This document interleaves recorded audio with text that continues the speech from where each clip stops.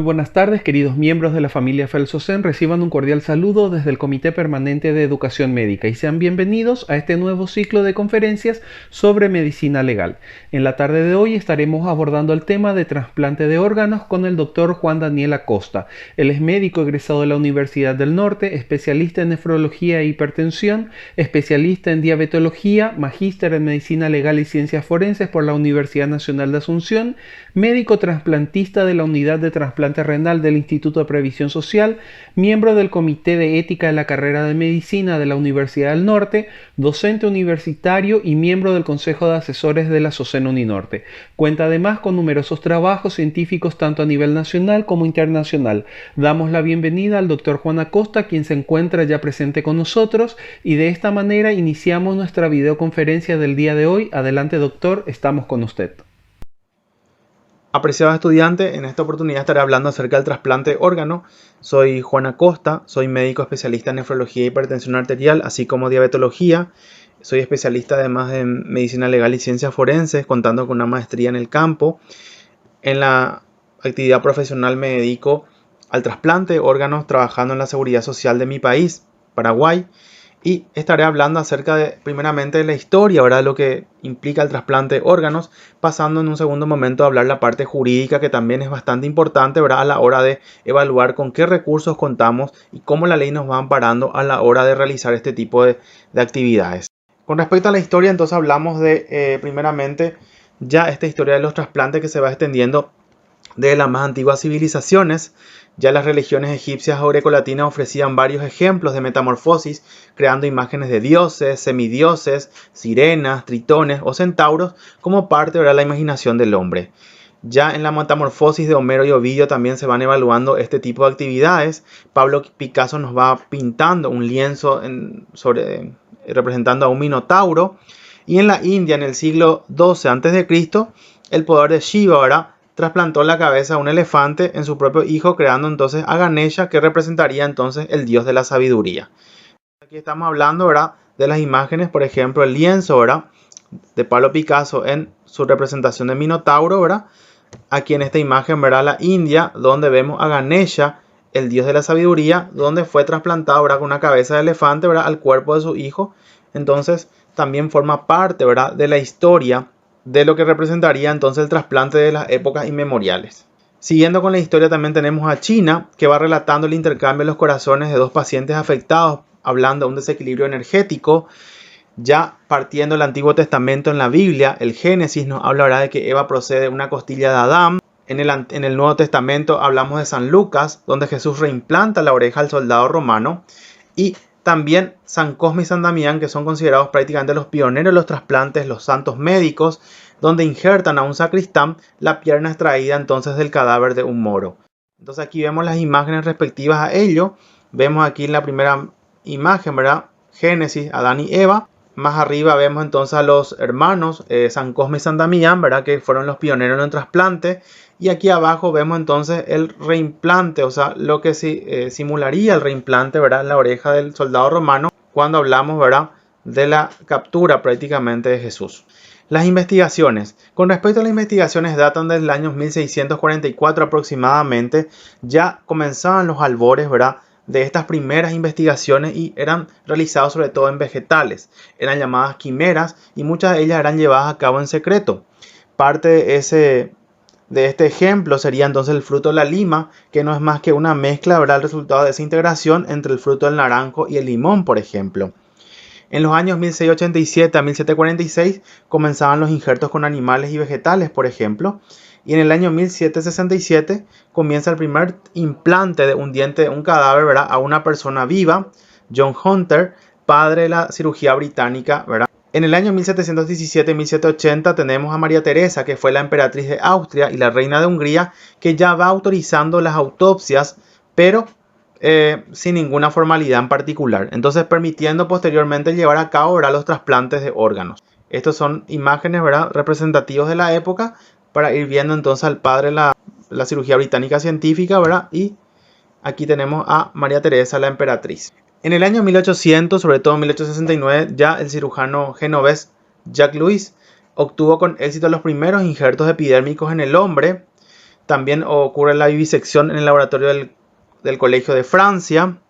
En el año 1845 a 1916 también Mesnikov, primeros experimentos relacionados con la inmunología que después fueron estudiados con mayor profundidad, y hoy por hoy no podemos hablar prácticamente de sin inmunología realizar un trasplante por la implicancia que tiene actualmente. En el año 1901 Alexis Carrel ya va evaluando la técnica operativa, ¿verdad?, de la anastomosis vascular, con el objetivo justamente de trasplantar los órganos. Porque como sabemos, en el trasplante de órganos no solamente participa el nefrólogo, sino también los cirujanos vasculares, los urólogos, el anestesiólogo. O sea, es un equipo bastante numeroso que tiene, ¿verdad?, una importante labor, que es la de trasplantar justamente los órganos. Aquí las imágenes alegóricas, ¿verdad?, cada uno de los que en su momento, ¿verdad?, fueron partícipes de llevar a cabo esta loable actividad. Ya por los años 1900, sobre todo 1902, en Viena, Austria, Ullmann tiene el primer caso de injerto renal, ¿verdad?, realizado en el cuello de un perro con relativo éxito. En 1906, Matthew intenta realizar entonces un injerto de trasplante renal en un ser humano. Y el trasplante de un riñón izquierdo de un cerdo, ¿verdad?, que fue injertado entonces en el pliegue izquierdo del codo a una mujer afectada por síndrome nefrítico. O sea, para aquella época todo una sensación, ¿verdad?, llegar a realizar justamente el trasplante de órganos. Logró trasplantar también un miembro inferior entre dos perros de la raza Fox Terrier, injertando, ¿verdad?, una pata negra en un perro de color blanco, y viceversa, con un éxito quirúrgico para la época. Entonces acá vemos a Ullmann, donde fueron uno de los pioneros, como les digo, en la época, ¿verdad?, de los trasplantes. En el año 1902 aparece el Premio Nobel de Medicina, ¿verdad?, por investigaciones, trabajos y aportes relacionados con los trasplantes. Ya para el año 1920, Voronov intentó un trasplante de riñón en un ser humano en la ciudad de París. Se hizo un trasplante de tejido testicular con buenos resultados. Y en 1933 se hace entonces el primer homotrasplante renal cadavérico entre humanos. Ya comenzaba entonces la era del trasplante. Ya para aquella época, comenzando los trasplantes, por supuesto, donde la tasa de éxito no era tal como la que tenemos actualmente, porque ha mejorado todos los conocimientos con respecto a la inmunología, a los antirrechazos que damos como parte de la medicación a los pacientes trasplantados. Esta es una foto, ¿verdad?, de aquella época, del 1933, ¿verdad?, con el trasplante, justamente con el éxito de trasplante renal. Dentro de estas investigaciones también aparece, ¿verdad?, donde el trasplante de una mujer de 26 años que ingresa por un intento de suicidio, que fue intoxicada entonces por mercurio. Entonces el donante fue un hombre de 60 años que falleció por una fractura en la base del cráneo. El riñón se implantó con anestesia local en la región inguinal, falleciendo, ¿verdad?, el día 5 de abril. Como vemos, para la época probablemente faltaba mayor experiencia, ya experiencia que fue bastante mejorada con el correr de los años, pero que permitió justamente forjar esa actitud altruista en todos los que participan en el trasplante y todos los que han participado a lo largo de los años en el trasplante, para que pueda llevarse a cabo de una manera exitosa. En el año 1952, Hamburger realizó el primer trasplante renal en Francia con donante vivo relacionado, y en este caso la madre le donó un riñón al hijo de 16 años con antecedente de traumatismo renal, ¿verdad?, en un riñón único, falleciendo lastimosamente a los 21 días, ¿verdad? Como vemos, eran tiempos donde estamos comenzando con los trasplantes, donde el conocimiento desde la inmunología hasta la medicación inmunosupresora era muy diferente a la que se utiliza actualmente. Entonces, la probabilidad de que en esa época que hubiera mayormente cantidad de fallecidos era altísima. Con respecto a las investigaciones, seguimos que en 1954 se realiza el primer trasplante renal exitoso en Boston, donde ya para esa época la supervivencia para el riñón era de un 68% a los 20 años en gemelos, a los 10 años de un 50% en donantes vivos relacionados, y la supervivencia con donante cadavérico era de 39% al año. Entonces teníamos una buena supervivencia para la época. Actualmente esa supervivencia mejoró aún más. En 1957 se realiza el primer trasplante renal en humanos en la Argentina, hablando un poco aquí de los hermanos argentinos, pero también en el año 1964 el trasplante de riñón en Brasil, en Río de Janeiro, así como en Uruguay. Chile tiene, o por lo menos lo que se encontró en la literatura fue que en el año 1966 realizan el primer trasplante de riñón. Y aquí en Paraguay, según la data, ¿verdad?, el 18 de diciembre de 1985, en el Hospital de Clínicas, fue el escenario entonces del primer trasplante renal en el país. Fue una niña de 11 años, un donante vivo relacionado, el padre le había donado el riñón.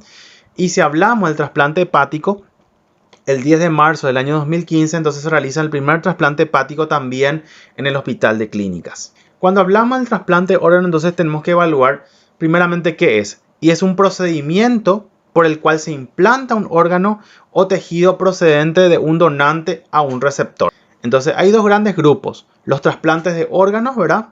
Como son el riñón, el hígado, los pulmones, páncreas, córnea, corazón, hueso, tubo digestivo.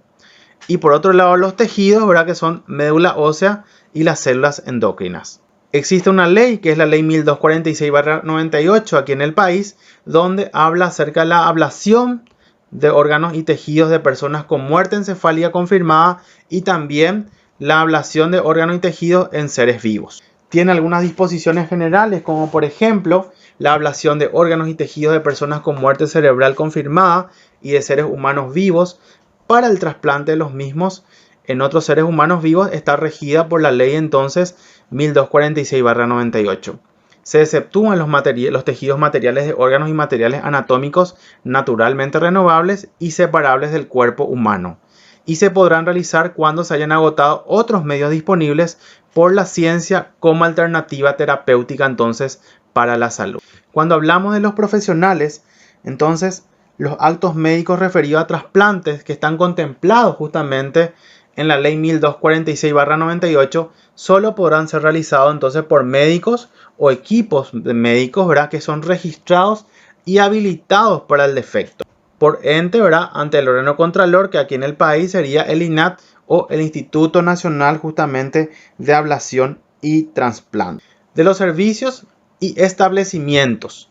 Entonces las instituciones públicas o privadas de la salud que realicen tratamiento de trasplante deberán informar entonces mensualmente al Ministerio de Salud Pública y Bienestar Social a través del Instituto Nacional de Ablación y Trasplante la nómina de los pacientes que se hallen en lista de espera para ser trasplantados, cuáles son las condiciones, cuáles son las características clínicas que poseen y el listado, por supuesto, de los trasplantes realizados con el nombre de los beneficiarios. Es decir, tenemos la obligación de enviar al Instituto Nacional de Ablación y Trasplante la lista de los pacientes que se encuentran en espera, aquellos que hemos trasplantado, y en qué condiciones se encuentran actualmente, tanto los que están por recibir el órgano como los que han sido trasplantados. Cuando hablamos también de la inscripción de los establecimientos médicos ante el Instituto Nacional de Ablación y Trasplante, tendrá validez por periodos no mayores de 2 años. La renovación solo podrá efectuarse previa inspección del establecimiento por parte del órgano contralor, junto por supuesto con un representante de la Sociedad Paraguaya de Trasplante. De la previa información médica a donantes y receptores. Entonces los profesionales deberán informar a cada paciente, donante, receptor o a sus respectivos grupos familiares de manera suficiente y clara sobre los riesgos de la operación de ablación y trasplante, sus probables secuelas físicas o psíquicas, evolución y limitaciones resultantes. Del cumplimiento entonces de este requisito deberá de quedar constancia documentada y si el paciente fuese incapaz, la información deberá ser dada al familiar o al representante legal. Cuando un paciente viene al consultorio de pretrasplante, siempre pedimos que venga acompañado de un familiar para explicarle primeramente qué consiste el trasplante, sea el órgano que tuviera que trasplantarse, y una vez que ya fue asignado al trasplante de órganos, entonces nuevamente explicamos detallada y detenidamente, punto por punto, todo lo que implica justamente el trasplante de órganos. Si bien es cierto, desde el punto de vista nefrológico, el trasplante de órganos es la mejor alternativa terapéutica que tienen los pacientes que actualmente tienen una falla renal crónica y están en estadio terminal, es decir, están haciendo hemodiálisis o están haciendo diálisis peritoneal y tienen la posibilidad de trasplantarse, esa es la mejor alternativa. Pero también les explicamos a los pacientes que así como es la mejor alternativa, tiene algunos riesgos y evaluamos nuevamente cuál es el riesgo que correría ese paciente y lo consensuamos con el equipo médico y con los familiares y con el propio paciente. Posterior a ello, hacemos una firma, ¿verdad?, de consentimiento informado y dejamos constancia en la historia clínica del paciente. De los actos de disposición de órganos y tejidos provenientes de personas vivas. La extracción de órganos y tejidos estará permitida solo cuando no cause daño a la salud del donante y mejore la del receptor. La ablación de órganos y tejidos con fines de trasplante de una persona viva solo estará permitida en mayores de 18 años. Esto es muy importante para nosotros porque a diario vienen al consultorio de trasplante preguntando si el hijo menor puede donarle al papá porque lo ve muy afligiente, lo ve con una fase sufriente, no quiere verlo así toda la vida. Entonces explicamos que justamente un menor de edad no puede ser donante de órganos estando, por supuesto, vivo. No se aplica por esta premisa. La ablación de órganos y tejidos con fines de trasplante de una persona viva solo estará permitida en mayores de 18 años. Entonces, ¿quiénes pueden donar? Cuando hablamos de mayores de 18 años, para donante vivo. O sea, si yo quiero hacer un trasplante donante vivo, entonces tiene que tener la persona que va a donar mayoría de 18 años. De los actos de disposición de órganos y tejidos en personas con muerte cerebral confirmada o muerte encefálica, ¿verdad?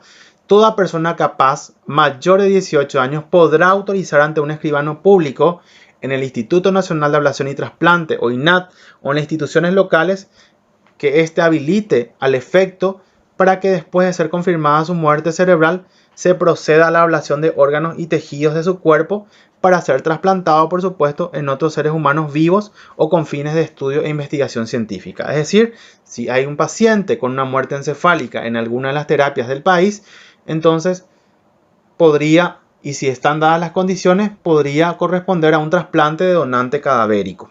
Eso es lo que nos dice entonces en lo referente a la ley con respecto a la disposición de órganos y tejidos en aquellas personas con muerte cerebral confirmada. Autorizar justamente la donación en ausencia, ¿verdad?, de voluntad expresa del fallecido. El vínculo familiar será acreditado a falta de otra prueba mediante declaración jurada, la que tendrá carácter de instrumento público, debiendo acompañarse dentro de las 48 horas de la documentación respectiva. Todo para que todo el protocolo del trasplante de órganos sea legal. Cuando hablamos de muerte cerebral, entonces estamos hablando de que hay una ausencia irreversible de respuesta cerebral, una pérdida absoluta de la conciencia. Hay ausencia de respiración espontánea, hay inactividad troncoencefálica y debe ser certificada por un neurólogo o neurocirujano. Hay algunas salvedades. No se podrá considerar cuando se verifiquen las siguientes situaciones: intoxicación barbitúrica, estado de hipotermia o hipovolemia aguda. Debemos descartar todos estos procesos si queremos, ¿verdad?, digamos, diagnosticar entonces lo que sería la muerte encefálica. En ausencia de medios técnicos e instrumentales adecuados, se debe de esperar 12 horas para diagnosticar entonces la muerte cerebral. Si hubo injuria anóxica o se tratase de niños menores de 5 años de edad, se deben esperar 24 horas para declarar la muerte cerebral. La certificación de la muerte cerebral deberá ser suscrita por 2 médicos, entre los que figurará por lo menos un neurólogo o neurocirujano. La hora del fallecimiento será aquella en que por primera vez se constataron los signos. La ley Anita. La ley Anita, que es conocida como la ley 6170/18, también habla de algunos cambios que se hicieron con respecto a la ley anterior de trasplantes. Algunos puntos fueron modificados, entonces el decreto 2162/19, que modifica varios artículos de la ley 1246/98 de trasplante de órganos y tejidos anatómicos humanos. Con esta nueva normativa, entonces, ¿qué pasa? Todos los individuos mayores de 18 años son donantes de órganos. Entonces, eso es lo que ya trae consigo la ley Anita. Solo aquellas personas que hayan dejado expresa constancia de negación no serán donantes de órganos y tejidos, y esta constancia de negación será un trámite gratuito y exclusivamente personal. Es decir, aquel que no quiera ser donante de órganos en vida, entonces va hasta el Instituto Nacional de Ablación y Trasplante o hasta la municipalidad o algún ente estatal y deja por escrito, ¿verdad?, que él no quiere ser donante. Entonces se respeta esa decisión. Pero si no existe eso, ¿verdad?, entonces todos somos donantes en primera instancia. ¿Qué es lo que quiere hacer esto? Se pretende proporcionar facilidad a los donantes voluntarios y el respeto a la decisión manifestada en vida. ¿Por qué? Porque muchas veces uno quiere ser donante, pero también en ese momento doloroso donde fallece un ser querido y uno va a acercarse como procurador de órganos a preguntar o a siquiera insinuar la posibilidad de un trasplante de órganos, ¿no es cierto? Muchos familiares se sienten como si fuéramos unos buitres. Entonces es un momento de dolor bastante importante donde hay que respetar también, y con esta ley Anita permite entonces ya que todos seamos donantes. Es cierto que a la hora de la verdad nuevamente seguimos respetando la decisión del familiar.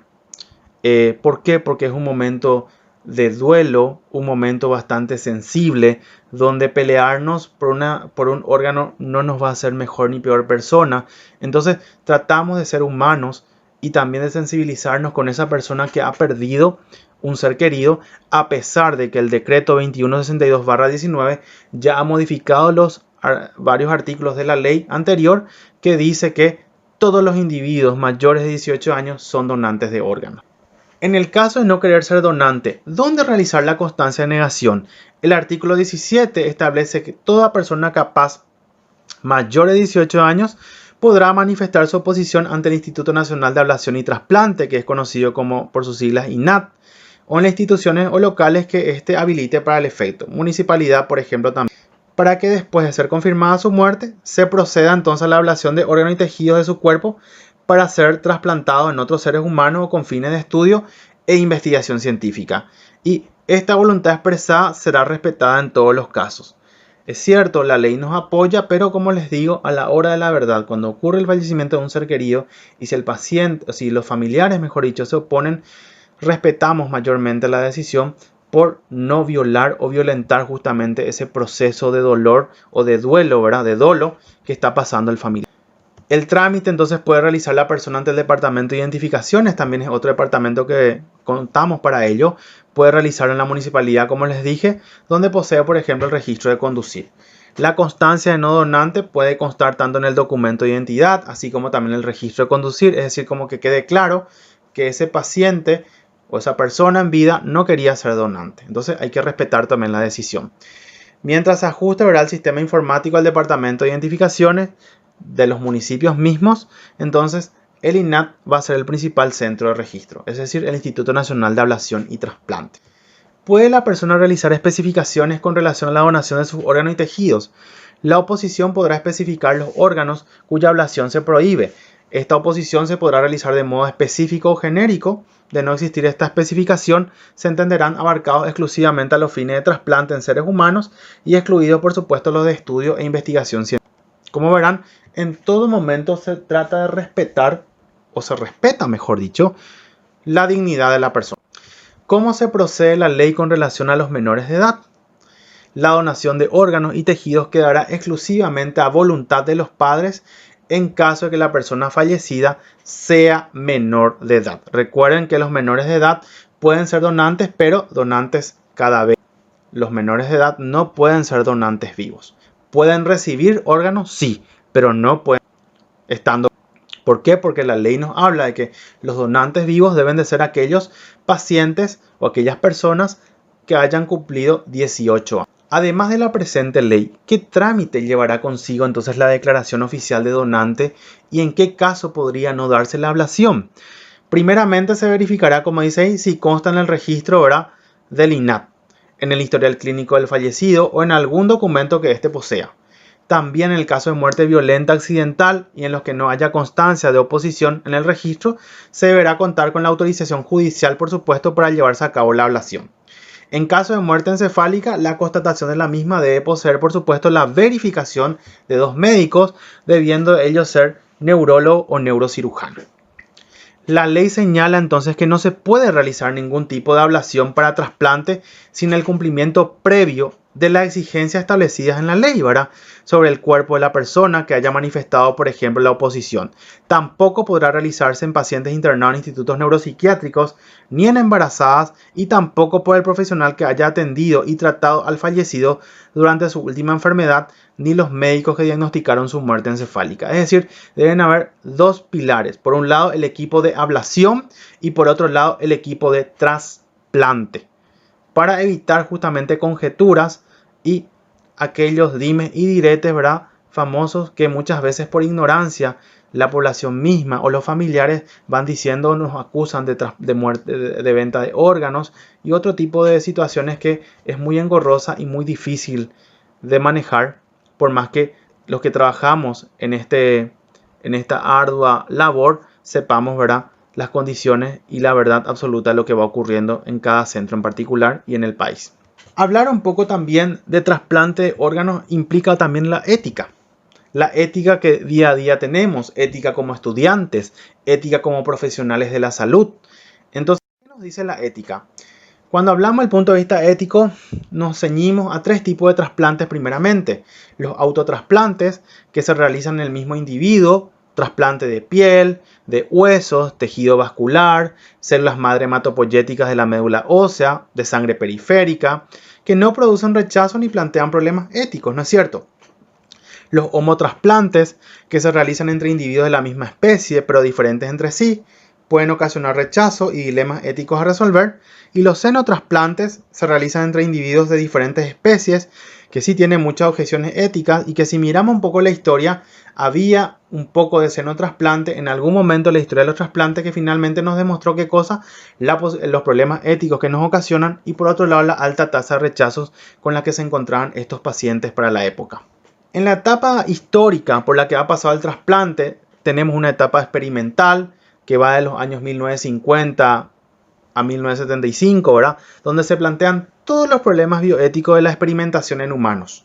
Los criterios de muerte encefálica no estaban bien establecidos, tampoco estaban legislados y se consideraba mutilación la obtención de órganos de donantes vivos. Entonces ya en aquella etapa experimental era todo muy engorroso. Por eso tal vez había muchos problemas con respecto al trasplante y a la donación misma, ¿no es cierto? Porque no había nada legislado, entonces era todo muy incierto, era como una nebulosa. Ya en la etapa de consolidación que nos habla, ¿verdad?, de 1975 a 1983, se legisla acerca de la muerte encefálica, sobre las condiciones que debe cumplir el proceso de donación y trasplante, se mejora la relación riesgo-beneficio, costo-beneficio, pero se cuestiona la aplicación de fondos para lo mismo. ¿Por qué riesgo-beneficio? Porque sabemos que, si bien es cierto, el trasplante de órganos es la mejor alternativa terapéutica que cualquier paciente puede tener o puede recibir. ¿Por qué? Porque si hay una falla cardíaca, el trasplante de órgano es su solución. Si hay una falla renal crónica en estadio terminal, que sería ya la hemodiálisis o la diálisis peritoneal, el trasplante de riñón sería la solución. Pero siempre hay un riesgo-beneficio. ¿Cuál es el riesgo en este caso? El beneficio es la funcionalidad de ese órgano y que ese paciente salga de diálisis. Pero los riesgos, ¿cuáles son? De la posibilidad de adquirir algún tipo de cáncer por la medicación inmunosupresora que tenemos, de que tenga alguna afectación de los medicamentos antirrechazos que estemos dándole como medicación inmunosupresora, de las infecciones que pueden llegar a contraer secundaria a la disminución de las defensas desde el punto de vista inmunológico. O sea, son varias situaciones que debemos analizar y el costo-beneficio también. ¿Por qué? Porque a la larga, pacientes trasplantados generan menor costo comparado con aquellos pacientes que se encuentran en la modalidad de hemodiálisis o diálisis peritoneal. Entonces, todo eso se analiza y se calcula cuando hablamos también del punto de vista costo-beneficio y la salud pública, por supuesto, en los distintos países. Y la etapa terapéutica, donde ya aparece la ciclosporina, que es un inmunosupresor, donde se evalúa la efectividad de la ciclosporina, que es bastante buena.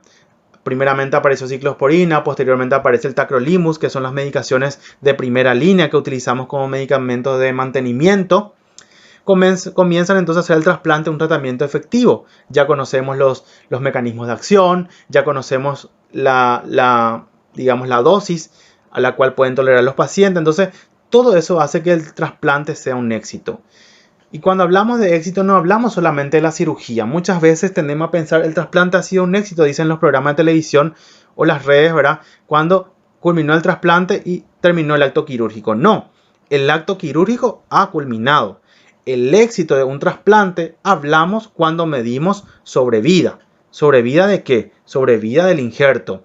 Al año, a los 5 años, a los 10 años o a los 20 años. Ahí hablamos nosotros realmente de éxito del trasplante. No cuando terminó el acto quirúrgico. Cuando terminó el acto quirúrgico, si bien es cierto, muchos pacientes pueden tener un esbozo de diuresis cuando hablamos sobre todo de pacientes que están en hemodiálisis, que están en anuria, o aquellos pacientes que están en hemodiálisis pero tenían una diuresis residual, que si bien es cierto, al culminar el trasplante viene un poco de diuresis por la sonda vesical justamente, pero esa avenida de diuresis podría representar más que nada la diuresis residual que tenía el paciente. Vamos a evaluar a las 48, a las 72 horas, a los 5 días, a la semana, cómo se va manteniendo ese ritmo diurético, o si por ahí puede aparecer un retardo en la funcionalidad del injerto. Pasando todas esas etapas angustiantes por las que pasamos los trasplantólogos, ahí podemos hablar entonces de un éxito en el trasplante, no por el acto meramente quirúrgico. Entonces, hoy la gran mayoría de los trasplantes se realiza como un acto terapéutico, por supuesto, validado por los experimentos previos que ya la historia nos ha demostrado quiénes fueron efectivos, en quiénes no lastimosamente, pero actualmente la mayoría de los trasplantes son bastante efectivos, por supuesto, y hacen que los pacientes tengan una mejor calidad de vida. Cuando hablamos de problemas éticos, recordemos nuevamente que tenemos problemas éticos con el diagnóstico de la muerte, sobre todo relacionado a la muerte encefálica, que si bien es cierto, cada cierto tiempo los protocolos van cambiando.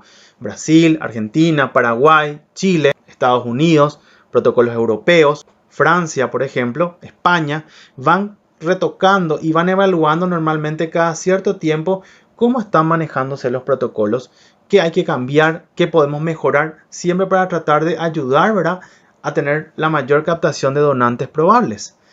También había un problema ético con la obtención de órganos y tejidos, con la utilización de recursos escasos, tanto económicos como recursos escasos en órganos y tejidos. Sabemos que el trasplante implica una gran envergadura desde el punto de vista monetario.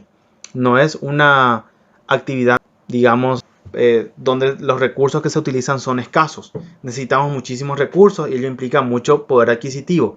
Pero es el mejor tratamiento que un paciente puede recibir cuando tiene un órgano justamente claudicando y ya no hay otras alternativas. Cuando hablamos con respecto al diagnóstico de muerte, si hablamos en la década del 50, la definición de muerte era el paro cardiorrespiratorio, es decir, todos los pacientes terminan falleciendo por un paro cardiorrespiratorio.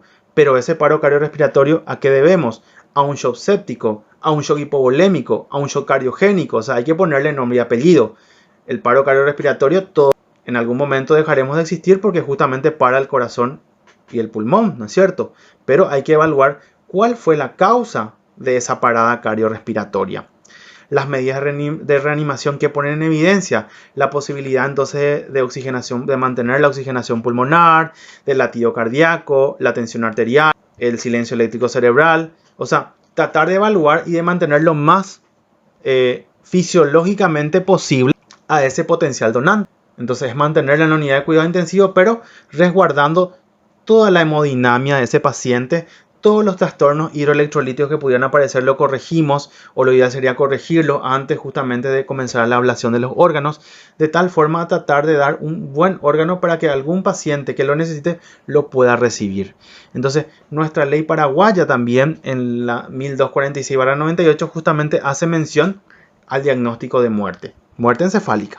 La obtención de órganos y tejidos. Lo que concierne a los donantes, ninguna persona viva posee el derecho de provocar su propia muerte justamente para donar un órgano. La donación se realiza de órganos pares y si son impares solo una parte de ellos. Ninguna persona viva puede ser obligada por ningún motivo a ser donante de órganos y se debe condenar por igual la donación por motivos económicos como el comercio o tráfico de órganos. La venta de los propios órganos constituye un atentado justamente contra la dignidad humana. Entonces, esto es lo que concierne a los donantes.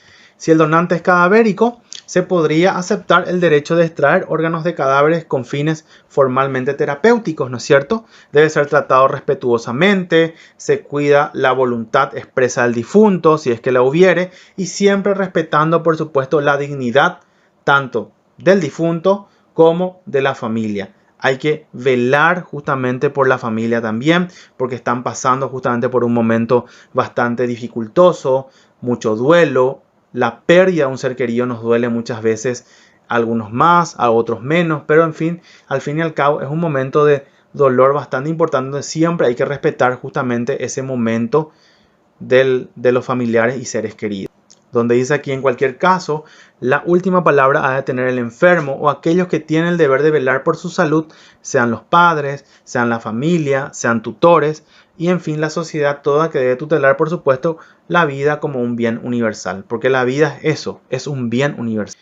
Concerniente al receptor, el trasplante nunca podrá ser exigido como un derecho por parte del receptor, sino es algo gratuito, por supuesto. No podemos ir a obligar a alguien que nos done su riñón, o que nos done su corazón, o que nos done su hígado, o que nos done el intestino, o renopáncreas, etc. Eso es algo gratuito y lo que podemos hacer es tratar de cumplir a rajatabla con los delineamientos terapéuticos hasta donde se pueda. Y en el caso que necesitemos algún trasplante de órganos, tratar de ser un poco pacientes. Si bien es cierto, es muy dificultoso en ese momento, pero es lo único que podemos hacer. No podemos ir por la vida obligándole a la gente a que nos done algún órgano. ¿Por qué? Porque primeramente debemos de respetar la dignidad de cada ser humano, ¿no es cierto? Y concerniente a los médicos, garantizar la eficacia técnica y evaluar los riesgos posibles y beneficios del trasplante de órganos. La posibilidad de obtener órganos no pueden ser una excusa para impedir o reducir los esfuerzos por lograr la salud del posible donante. La muerte del donante tiene que ser constatada de forma absolutamente cierta antes de proceder a la extracción de órganos. Durante la extracción se han de respetar la dignidad del difunto y los sentimientos de sus familiares, y los órganos deben ser repartidos según normas adaptadas a la realidad y a la ética, conforme a la legislación vigente. ¿Qué quiere decir eso? Primeramente debemos garantizar que la técnica que se aplique al trasplante de órganos sea la correcta. Y antes que eso, el protocolo. Se debe cumplir a rajatabla el protocolo de ablación, se debe cumplir a rajatabla el protocolo de trasplante, pues estamos manejando una vida que en un descuido podemos tener también lastimosamente un evento que no nos gustaría tanto, como el óbito, por ejemplo, por un descuido. Y hoy por hoy, en pleno siglo XXI, esos descuidos no están permitidos. Por otro lado, debemos hacer todo lo posible para que ese paciente se mantenga lo más estable posible dentro de las condiciones y dentro de sus condiciones determinantes de salud. También respetar en todo momento, en el momento de la ablación, por supuesto, el dolo de los familiares, hablar con ellos, estar en contacto con ellos durante todo lo que dure ese proceso, de alguna manera para que también los familiares se sientan acompañados, porque es bastante difícil la situación. Y por ende, el órgano controlador, que en nuestro caso es el Instituto Nacional de Ablación y Trasplante, debe ser el ente que regule a qué centro va a ir tal órgano en particular, de acuerdo justamente a la lista de espera. En el Paraguay tenemos 3 centros que hacen mayormente trasplante. Por un lado tenemos el Instituto de Previsión Social, que es donde yo me dedico a ejercer la profesión. También tenemos el Hospital de Clínicas, que fue el primer hospital prácticamente donde se llevó a cabo el trasplante. El Hospital Nacional de Itagua, que son públicos, pero también en los privados también se van realizando trasplantes, sobre todo el Centro Médico Bautista. Y anteriormente a eso, el Hospital Adventista era también uno de los lugares donde se llevan a cabo los trasplantes. Cuando hablamos, por ejemplo, del trasplante de corazón, también está el hospital público, que sería el Hospital San Jorge. Es decir, varios centros en el país se dedican entonces al trasplante de órganos. Todos los centros donde tienen que llevarse a cabo este tipo de actividad, donde se llevan a cabo, son centros bastante complejos que cuentan justamente con unidades prácticamente para terapia intensiva, prácticamente para el trasplante renal, con unidades obviamente en terapia intensiva, manteniendo una cama para nuestros trasplantados en el caso de que lo amerite. No está permitido el trasplante de cerebro, el trasplante de glándulas u órganos sexuales, por constituir un ataque directo a la individualidad genética del hombre o de una mujer, mientras que el corazón sí es indispensable para ello. El trasplante de órganos de niños anencefálicos antes de constatarse formalmente su muerte tampoco está permitido, y no está permitida éticamente la donación de órganos por motivos meramente conocidos, así como el tráfico de órganos, es decir, por prácticamente algo económico, ¿no es cierto? La utilización de recursos económicos y el número escaso de órganos ante la creciente demanda. Los órganos deben ser repartidos según normas adaptadas a la realidad y a la ética, así como también conforme a la legislación vigente en este terreno, por supuesto, y a la justicia. ¿Cuáles son los principios bioéticos esenciales? La subsidiariedad, la necesidad, la técnica corriente y no experimental, la capacitación profesional, la infraestructura asistencial idónea, el deber de informar por parte de los médicos, la gratuidad de la donación de órganos y materiales anatómicos y la revocación. La subsidiariedad. La ablación de implementación de órganos y tejidos podrá ser realizada cuando se hayan agotado otros medios disponibles por la ciencia como alternativa terapéutica para la salud de un paciente determinado. Necesidad. Solo podrán ser aplicadas cuando se refieren al tratamiento último y cuando la enfermedad no pueda tratarse con medios ordinarios. Las consideraciones éticas, el trasplante hígado, trasplante de riñón, por ejemplo. Con el retrasplante, trasplantar órganos a aquellos pacientes que ya recibieron un primer injerto crea un dilema ético dado por el escaso número de órganos habitualmente disponibles con respecto a las necesidades. En la distribución de órganos de trasplante debe pesarse muy cuidadosamente la utilidad, la justicia, la autonomía, sin tener en cuenta la raza, el género o el nivel socioeconómico. Hablamos de la óptica utilitarista, se otorgaría a aquellos pacientes con más chance de tolerancia y sobrevida, y por el principio de justicia, dar prioridad a los pacientes que más necesiten o a aquellos que han demostrado mayor cumplimiento con los cuidados médicos prodigados hasta entonces. Entonces, para el retrasplante es una posibilidad, por supuesto, para aquel paciente que ya fue trasplantado y que está en condiciones de un retrasplante, es una posibilidad buenísima, pero también están aquellos pacientes que nunca ha sido trasplantado, que podría ser su primer trasplante, entonces siempre se evalúa riesgo-beneficio, siempre se evalúa de acuerdo a distintos parámetros, por ejemplo clínicos, laboratoriales, por supuesto, imagenológicos, quién es el mejor candidato para recibir justamente el trasplante de órganos. El trasplante hígado también hablamos un principio de justicia, el trasplante a hepatopatías alcohólicas, por ejemplo, deberían tener las mismas consideraciones que otros pacientes con otras etiologías, ¿verdad? Porque siempre tendemos a tildar a aquel fue o toda su vida fue alcohólico, por tildarlo de alguna manera, entonces no se merece ni siquiera el trasplante. Todos nos merecemos una oportunidad en nuestras vidas, entonces no tendríamos por qué rechazar a este tipo de pacientes. Si bien es cierto, tendríamos que seguirlos más de cerca, ir evaluando cuál es el comportamiento que ha adquirido a lo largo del tiempo y si realmente vemos un cambio, entonces podría sin ningún problema entrar o ingresar a un programa de trasplante. Por el principio utilitarista también hay evidencia que la sobrevida es comparable al de otras hepatopatías autoinmunes, virales, etc. Y la recidiva al alcoholismo luego del trasplante es de un 11,5% comparada al 20,4% en otras dolencias hepáticas. Es decir, también vamos evaluando todas estas posibilidades. ¿Por qué? Porque le estamos dando un órgano como para que él pueda tener una buena calidad de vida. Pero también debemos de controlar que el paciente no cometa errores o un error es muy importante, ¿verdad?, que pongan en riesgo su salud. Los programas de trasplante entonces están diseñados para minimizar justamente el riesgo de recidiva. Por eso es que cuando uno va a un consultorio de pretrasplante le evalúa, en mi caso el nefrólogo, pero en el caso también tiene que evaluar el cirujano vascular, el psiquiatra, el psicólogo, la nutricionista. Ya después evaluamos cuál fue la causa que detonó, por ejemplo, su falla renal. En el caso, por ejemplo, podría evaluarlo un reumatólogo, un cardiólogo, el urólogo. O sea, son varios especialistas que prácticamente terminan evaluando a todos los pacientes y de esa manera que vamos haciendo, optimizando la calidad de vida de ese paciente y disminuyendo lo más que se pueda justamente el riesgo de recidiva o de alguna complicación no deseada por parte del trasplante.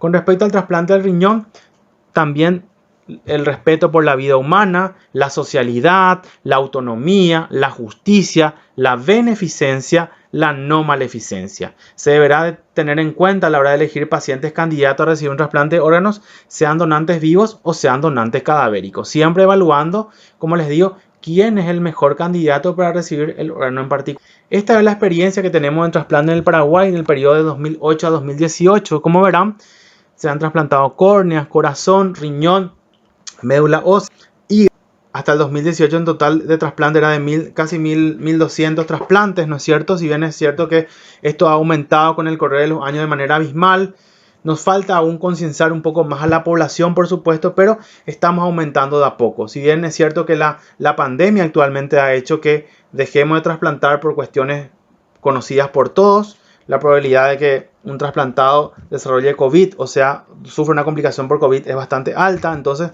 preferimos esperar un poco más, evaluar nuevamente en un momento donde por lo menos esta pandemia esté más controlada. Vemos aquí por los centros que les decía, el IPS sería el Instituto de Previsión Social, la Seguridad Social. Vemos el Sanatorio Adventista, que es un sanatorio privado, el Hospital Nacional Itagua, Centro Médico Bautista, que también es privado, Hospital de Clínicas, que es justamente estatal, el Sanatorio Migone, San Roque Británico son sanatorios privados donde también se han llevado a cabo trasplantes y también han tenido éxito justamente porque, ¿y cómo lo medimos? Por la sobrevida. Entonces comparamos entonces en 10 años, ¿verdad? Fueron un total de 356 trasplantes, donante vivo un 51% y donante fallecido cadavérico un 49%, casi igual son las casuísticas, ¿no es cierto? La inscripción a donantes voluntarios para donación de órganos y tejidos, miren, en el 2007 era prácticamente escaso o nulo la cantidad de personas que iban a inscribirse justamente al Instituto Nacional de Ablación y Trasplante. Sin embargo, cuando llegamos a marzo del 2018, alcanzamos la cifra de 24.420 inscriptos. Hoy por hoy, por medio de la ley Anita, todos somos donantes hasta que vayamos a una escribanía, al INAT, al municipio o a identificaciones, ¿verdad?, a decir no quiero ser donante. Eso es lo que permitió entonces la ley Anita, que todos seamos donantes. Por supuesto que falta mayor capacidad, por supuesto, de concienciación. Debemos educar una y otra vez más, y la educación debería comenzar siempre desde la etapa del estudiante de medicina. Lo ideal sería que la educación comience desde la etapa escolar, desde chicos. Pero nosotros que nos dedicamos al ámbito de la salud, lo importante es ya concienciar a nuestra familia, sobre todo, ¿verdad?, acerca de la importancia de la donación de órganos. Estas son imágenes, entonces, que se llevan a cabo en el proceso de la donación de órganos, ¿verdad?, del trasplante, mejor dicho. Aquí sería lo que sería ya la cirugía de banco, donde van viendo entonces en el caso del riñón, ¿verdad?, cuántas arterias tiene, si hay mucha grasa perirrenal, para tratar de extirpar la mayor cantidad de grasa posible y ya posicionar a los vasos que van a ser justamente implantados o anastomosados, ¿verdad?, en el lecho quirúrgico. Entonces son parte del equipo, ¿verdad?, de la cirugía de banco que denominamos en el hospital donde yo trabajo, que es el Hospital de la Seguridad Social de mi país. Aquí ya el órgano fue implantado, entonces ya fue un trabajo arduo por parte de los cirujanos vasculares en un primer momento, y en un segundo momento era por los urólogos. Y aquí vemos ya un paciente que ya posterior al trasplante, donde ya vemos que tiene ya una fase más rozagante, donde ya se siente mejor, donde ya cambia prácticamente su estilo de vida o su modo de vida, y donde prácticamente siente que ya goza otra vez de buena salud. Este soy yo al lado del paciente, ya posteriormente unos días, generalmente en la semana o 15 días después del trasplante, ¿verdad?, dependiendo de las complicaciones que pudieron aparecer posterior al trasplante. Queremos agradecer al Dr. Juan Acosta por la brillante disertación del día de hoy y a cada uno de ustedes por habernos acompañado. Culminamos de esta manera nuestra videoconferencia del día de hoy. Hasta una siguiente oportunidad por este canal de CEPEN Felsosen. Muchas gracias.